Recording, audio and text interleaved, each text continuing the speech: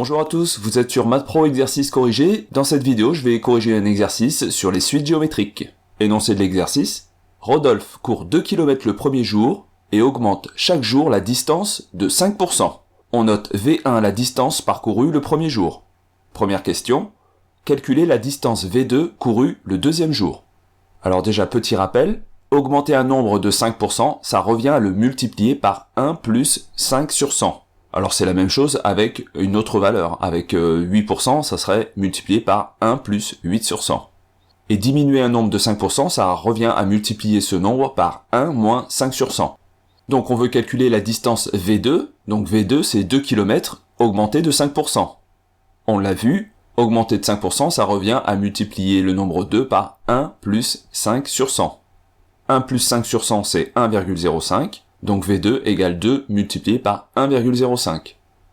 On fait le calcul et on obtient donc V2 égale 2,1 km. Question numéro 2.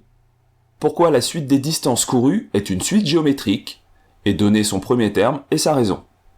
Alors on l'a vu, augmenter de 5%, ça revient à multiplier par 1 plus 5 sur 100, soit multiplié par 1,05. La suite des distances courues est donc une suite géométrique car chaque terme s'obtient en multipliant le terme précédent par une même valeur, on l'a vu ici, 1,05. Le premier terme dans notre exercice c'est la distance courue le premier jour, c'est-à-dire V1 égale 2, et la raison que l'on note Q vaut 1,05. Question numéro 3. Exprimer Vn en fonction de n, c'est-à-dire la distance courue le nème jour. Petit rappel de formule, Vn c'est égal à V1 multiplié par Q à la puissance n-1. Ça, c'est le cours. On l'a vu, le premier terme V1 est égal à 2, donc on peut remplacer V1 par 2 dans cette formule, et on obtient Vn égale 2 multiplié par Q à la puissance n-1. On a aussi vu que la raison Q est égale à 1,05, on peut la remplacer dans notre formule, ce qui va nous donner Vn égale 2 multiplié par 1,05 à la puissance n-1. Question numéro 4.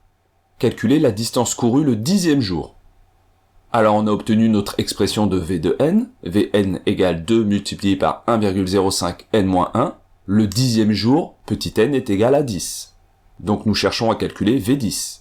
V10, c'est donc égal à 2 multiplié par 1,05 à la puissance, on remplace n par 10, donc 10 moins 1. En simplifiant, on obtient V10 égale 2 multiplié par 1,05 à la puissance 9, ce qui nous donne environ 3,1 km. La distance courue le 10e jour est d'environ 3,1 km. Question numéro 5. Déterminer la distance totale courue par Rodolphe en 10 jours. Pour répondre à cette question, on a besoin d'une formule, la formule qui nous donne la somme de plusieurs termes. Donc cette formule c'est la suivante, S égale le premier terme multiplié par 1 moins la raison à la puissance le nombre de termes, divisé par 1 moins la raison. Ici le premier terme V1 est égal à 2, on peut donc remplacer premier terme par 2. S égale 2 multiplié par la raison Q est égale à 1,05, on remplace Q par 1,05 dans la formule. Le nombre de termes, c'est le nombre total de jours, c'est-à-dire 10. On remplace nombre de termes par 10. Et on divise le tout par 1 moins la raison, c'est-à-dire 1 moins 1,05. On fait le calcul et on obtient environ 25,2 km. La distance totale courue par Rodolphe en 10 jours est d'environ 25,2 km. Voilà, cet exercice est terminé. Je vous invite à mettre un pouce bleu si elle vous a plu, à vous abonner également, et je vous dis à bientôt pour une prochaine vidéo.